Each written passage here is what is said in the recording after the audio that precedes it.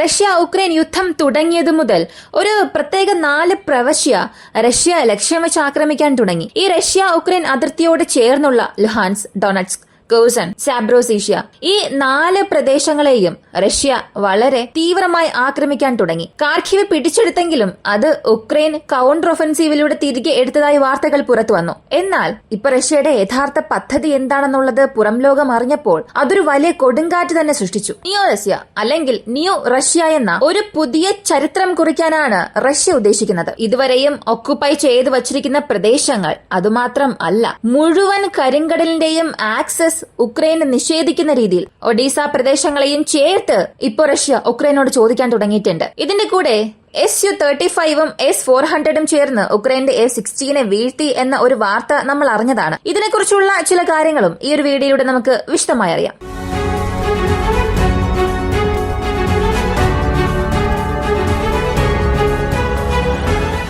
Russia Ukraine യുദ്ധത്തെ സംബന്ധിച്ച് UK ഇപ്പോൾ വളരെ തീവ്രമായി തന്നെ അതിൽ ഇടപെടാൻ തുടങ്ങിയിട്ടുണ്ട്. ഏത് സാഹചര്യം വന്നാലും ശരി, പീസ് കീപ്പേഴ്സ് ഇല്ലാത്ത ഒരു സമാധാന ചർച്ചയ്ക്ക് അല്ലെങ്കിൽ ഒരു സീസ് ഫയർ അവിടെ കൊണ്ടുവരാൻ പാടില്ല എന്ന രീതിയിൽ ഉക്രൈന് നേരെ UK ഒരു സമ്മർദ്ദം ചെലുത്തുന്നുണ്ട്. ഈ കൊലീഷൻ ഓഫ് വില്ലിങ്സിനെ കുറിച്ച് നമ്മൾ അറിഞ്ഞിരുന്നു. എത്ര രാജ്യങ്ങൾ അതിൽ സഹായം ചെയ്യാൻ പോകുന്നു, എത്ര രാജ്യങ്ങൾ അതിൽ നിന്നും പുറത്തേക്ക് ഓടാൻ പോകുന്നു, ഇതൊക്കെ നമ്മൾ ഒരു വീഡിയോയിലൂടെ അറിഞ്ഞതാണ്. ഇപ്പൊ UK പറഞ്ഞിരിക്കുന്ന ഒരു തീരുമാനം, കൊലീഷൻ ഓഫ് വില്ലിങ്ങിൽ ഏതൊക്കെ രാജ്യങ്ങൾ സഹായം ചെയ്താലും ചെയ്തില്ലെങ്കിലും ശരി, തീർച്ചയായും എന്റെ രാജ്യത്തിന്റെ ഭാഗത്ത് നിന്ന് ഗണ്യമായ ഒരു സഹായം അല്ലെങ്കിൽ സൈനികരെ ഞാൻ ഉക്രൈനുള്ളിൽ നിർത്തും. ഇത് ആരെ കൊണ്ടും തടയാൻ സാധിക്കില്ല. ഇത് മുഴുവനായും എന്റെ രാജ്യത്തിൽ നിന്നും ഉക്രൈന് ചെയ്യുന്ന ഒരു പ്രധാനപ്പെട്ട സഹായമായി മാറുമെന്ന ഒരു കാര്യം പറഞ്ഞു. സത്യത്തിൽ ഈ പീസ് കീപ്പേഴ്സിനെ ഉക്രൈനുള്ളിലേക്ക് അവർ അയക്കുകയാണെങ്കിൽ തീർച്ചയായും അവിടെ റഷ്യ ഉക്രൈൻ യുദ്ധം അവസാനിക്കില്ല. അപ്പോ ഇവിടെ UK യൂറോപ്പിന്റെ സുരക്ഷയാണ് നോക്കുന്നത്, അല്ലെങ്കിൽ യൂറോപ്പിനെ ഒരു സുരക്ഷിതമായ സ്ഥലമാക്കി മാറ്റും എന്നൊക്കെ പറഞ്ഞ് ഉക്രൈനെ ഒരു കരുവാക്കി മാറ്റുകയാണ് ചെയ്യുന്നത്. ഒരുപക്ഷെ നാളെ ഉക്രൈനിൽ എന്തെങ്കിലും ഒരു പ്രശ്നം വരികയാണെങ്കിൽ അത് ഉക്രൈൻ മാത്രമേ അനുഭവിക്കുകയുള്ളൂ. ഈ പീസ് കീപ്പേഴ്സിനെ അകത്തേക്ക് അയക്കുന്ന രാജ്യങ്ങൾ സത്യത്തിൽ ഉക്രൈന് സംരക്ഷണം നൽകണമെന്ന നല്ല ഉദ്ദേശത്തോടു കൂടി അല്ല അയക്കുന്നത്. റഷ്യയുടെ വീക്ക്നെസ് എന്താണ്, റഷ്യ ഇതിനെല്ലാം എങ്ങനെ പ്രതികരിക്കുന്നു, ഭാവിയിൽ ഒരു പ്രശ്നം വന്നാൽ അവരുടെ പ്രതികരണം എങ്ങനെയായിരിക്കും, ഇതൊക്കെ ടെസ്റ്റ് ചെയ്യുകയാണ്.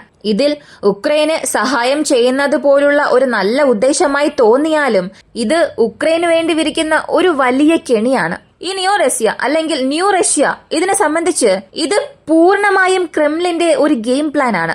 ഗെയിം പ്ലാൻ എന്ന് പറയാനുള്ള പ്രധാനപ്പെട്ട കാരണം 2 മാപ്പ് ഞാൻ കാണിക്കാം. ആദ്യത്തെ മാപ്പ് നോക്കിയാൽ മനസ്സിലാകും. റഷ്യ ഒക്കുപ്പൈ ചെയ്തു വച്ചിരിക്കുന്ന പ്രദേശങ്ങളാണ്.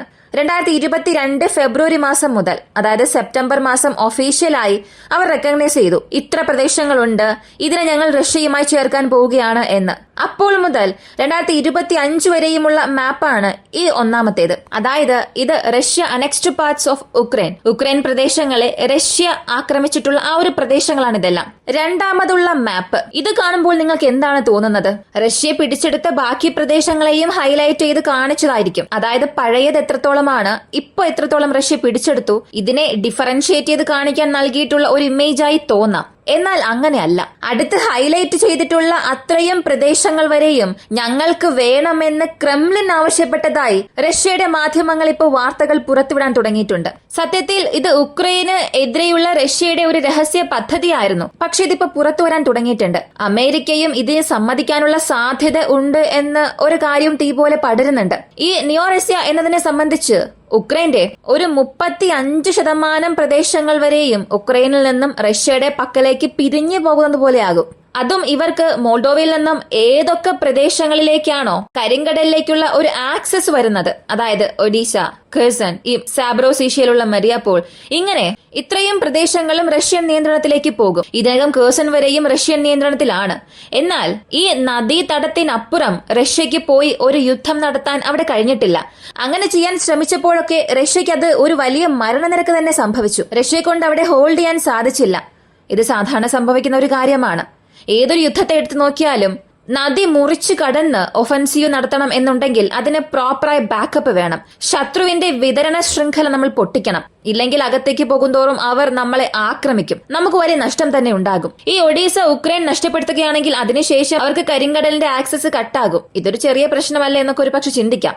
പക്ഷേ ആഗോളതലത്തിൽ ഈ ഗോതമ്പ് ഉൽപാദനത്തിൽ യൂറോപ്പിൽ ഉക്രൈനാണ് ഒന്നാം സ്ഥാനത്തുള്ളത്. തറവഴി മാത്രം ഈ ഒരു എക്സ്പോർട്ട് ഇമ്പോർട്ടൊക്കെ നടത്തണമെന്നുണ്ടെങ്കിൽ ഉക്രൈന്റെ ആ ഒരു ആദ്യ സ്ഥാനം നഷ്ടമാകും. ഉക്രൈനുള്ളിൽ ഈ ഗോതമ്പ് അങ്ങനെ സ്റ്റോക്ക് ആകാൻ തുടങ്ങും. ഇനി വരാൻ പോകുന്ന സഹായം എല്ലാം അവിടെ മുഴുവനായും കട്ടാകും. ഇത് ഉക്രൈനുള്ള ഒരു പ്രശ്നം മാത്രം അല്ല, മോൾഡോവയ്ക്കുള്ള ഒരു പ്രശ്നമായും മാറും. കാരണം റഷ്യയുടെ ഒരു കോറിഡോർ കൊണ്ടുപോയി മോൾഡോവുമായി കണക്ട് ചെയ്താൽ ഇതിനകം തന്നെ അവിടെ ട്രാൻസ്നിസ്ട്രിയൻ എന്നൊരു വിഭാഗമുണ്ട്. അവിടെ പ്രോ റഷ്യൻസ് അതൊരു പ്രത്യേക പ്രവിശ്യയായി ക്ലെയിം ചെയ്യുകയും അവിടെ ഒരു പ്രത്യേക ഭരണം തന്നെ വരാൻ സാധ്യതയുണ്ട്. ഇങ്ങനെ പല പ്രശ്നങ്ങളുണ്ട്. അപ്പോ ഇങ്ങനെ ഒരു പീസ് ഡീലിന് അമേരിക്ക ഉക്രൈന് സമ്മർദ്ദം ചെലുത്തുകയാണെങ്കിൽ അത് യൂറോപ്പിന് അമേരിക്ക കൊടുക്കുന്ന ഒരു വലിയ തിരിച്ചടിയായി തന്നെ മാറും. പക്ഷെ അത് ഇപ്പോൾ വരെയും ഒരു പേപ്പറിൽ മാത്രമാണ് ഉള്ളത്.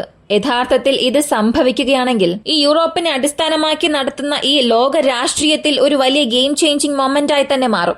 അടുത്ത് Su-35S-400 ഇതിനെക്കുറിച്ച് അറിയാം. Su-35 എങ്ങനെ S-400നെ സഹായിച്ചിട്ടുണ്ടാകും? Su-35S-400നെ സഹായിക്കുന്ന സമയത്ത് എന്തുകൊണ്ട് Su-35ന് തന്നെ അതിനെ ന്യൂട്രലൈസ് ചെയ്യാൻ സാധിച്ചില്ല? ഇതാണ് ഇവിടെ ഒരു ചോദ്യം. ഞാൻ ഈ പറയുന്ന കാര്യങ്ങൾ നിങ്ങൾ വിഷ്വലി ഒന്ന് ഇമാജിൻ ചെയ്ത് നോക്കുക. നിങ്ങൾ ഒരു ഫൈറ്റർ ജെറ്റ് ഓടിക്കുകയാണ്. Su-35 നിങ്ങളുടെ നിയന്ത്രണത്തിലാണ് ഉള്ളത്.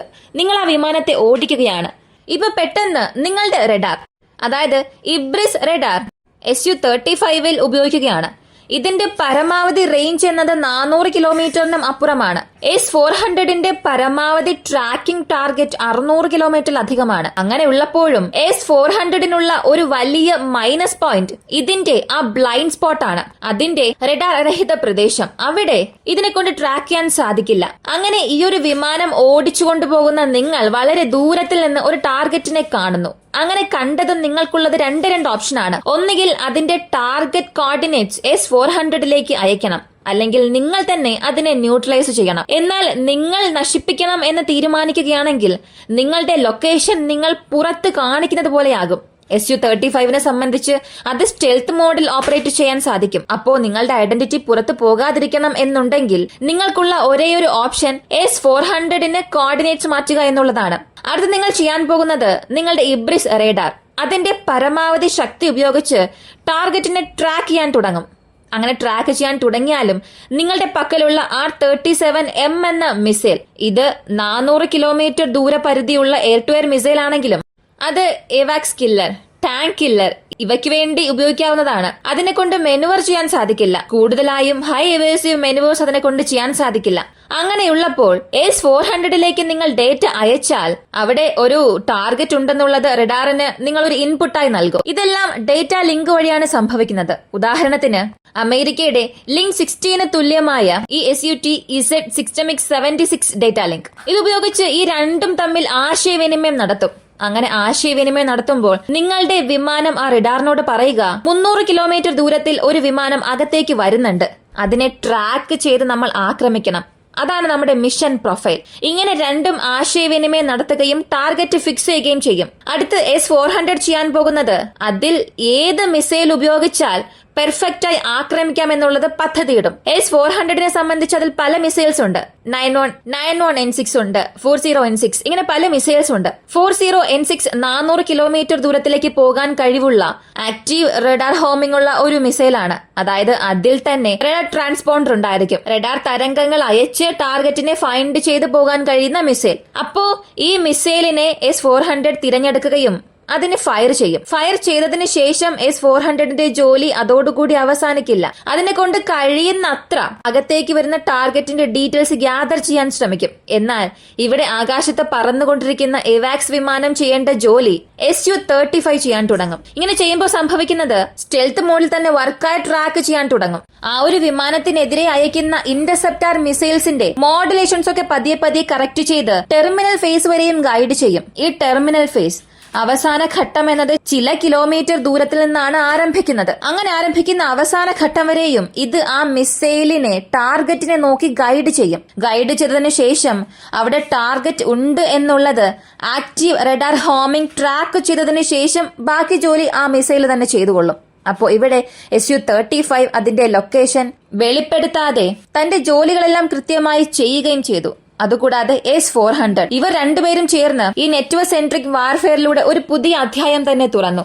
ഈ ഒരു രീതിയിലൂടെയാണ് കഴിഞ്ഞ ചില ദിവസങ്ങൾക്ക് മുൻപ് ഉക്രൈന്റെ F-16 വിമാനത്തെ Su-35 S-400 കോംബോ അവിടെ വെടിവെച്ച് വീഴ്ത്തിയത്. അത് ഇപ്പോഴാണ് ഒരു വലിയ ടോപ്പിക്കായി മാറിയിരിക്കുന്നത്. ഈ ഒരു വീഡിയോ കുറിച്ചുള്ള നിങ്ങളുടെ അഭിപ്രായം കമന്റിൽ പറയുക. ഇങ്ങനെയുള്ള വീഡിയോസ് കാണാൻ താല്പര്യമുള്ളവരാണ് നിങ്ങളെങ്കിൽ ഇപ്പോൾ തന്നെ നമ്മുടെ ചാനൽ സബ്സ്ക്രൈബ് ചെയ്യുക. മറ്റൊരു വീഡിയോയുമായി വീണ്ടും കാണാം.